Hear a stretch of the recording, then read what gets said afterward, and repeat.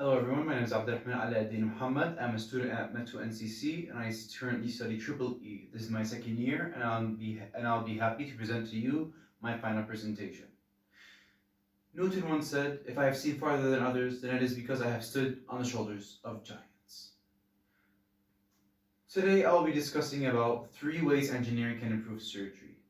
And today I'll be discussing how it can decrease the risk of operations, how it encourages further research, and how it decreases the economic costs of many procedures.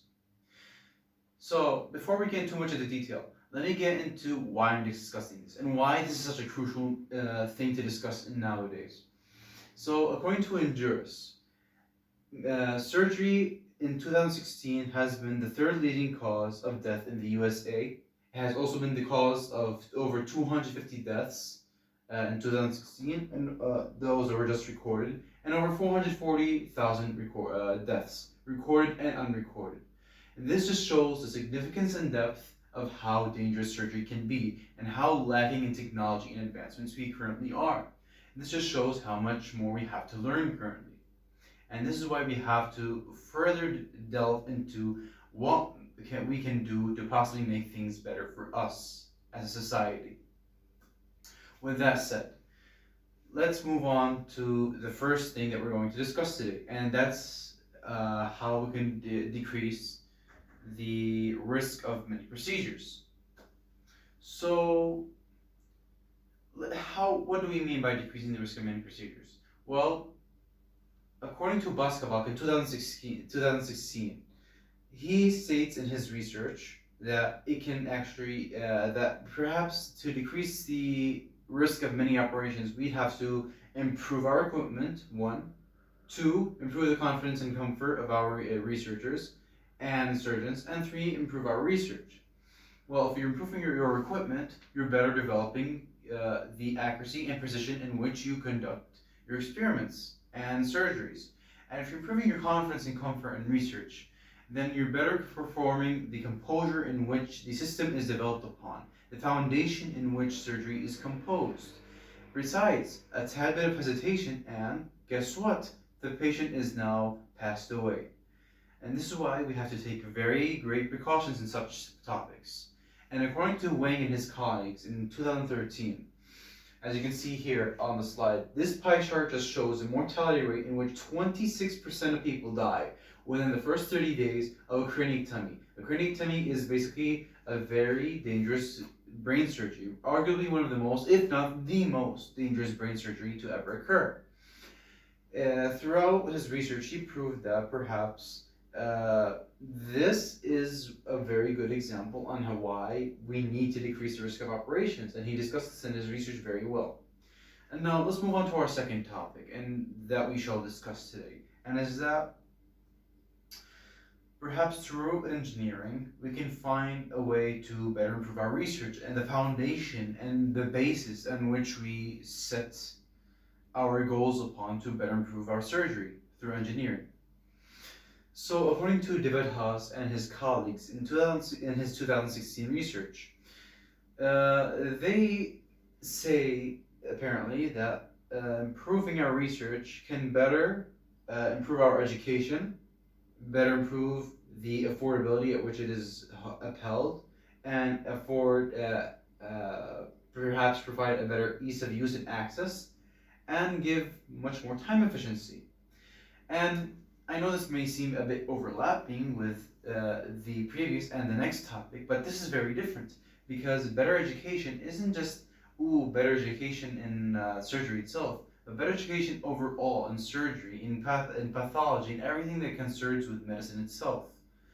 And the same thing goes with all the other points, whether it may be the cheap part or the exhibition part in simulations, as you can see here in Oxford Medical Simulation 2020 on the screen here. So what they did is they performed a cheap surgery through the ocular strip in which you can exhibit the surgery and help the patient, and perhaps exhibit something very similar to surgery at a very early stage. This is very helpful for both the teacher and the student, in which they are both training how to better behave under such stressful circumstances, and how to better adequately approach such problems in such stressful times. And this is why this is very important of a development. So let's move on to our third topic.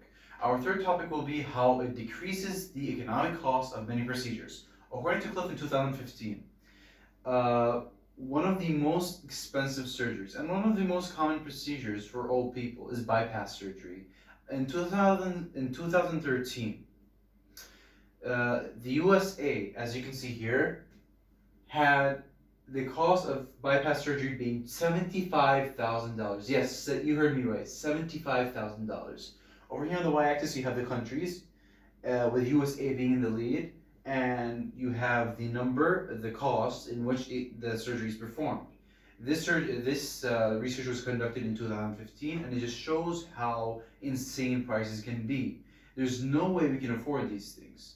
This can be double, triple, or even much more of the average annual salary of a person.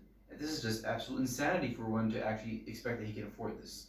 And Mohan further discussed this in his TED Talk in 2018, in which he provided a 9-year-long research with his colleagues, in which they discussed how, perhaps through better safety and affordability, as you can see on the screen above, that we can perhaps provide much better medicine and surgery for everyone in total, for us as better as a society as a whole, for our civilization to develop.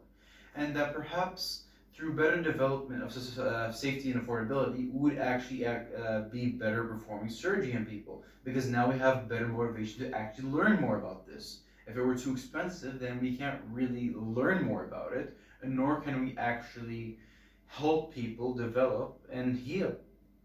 And this concludes our presentation for today. So thank you all for listening, and before we go on and end our presentation, let us just make a quick recap on what we learned so far. So today we discussed the 3 main ways that perhaps engineering can help us. And these were: 1, how it can decrease the economic cost, and 2, how it can decrease the risk of many procedures and operations, and 3, it can help us with the research and development of its education.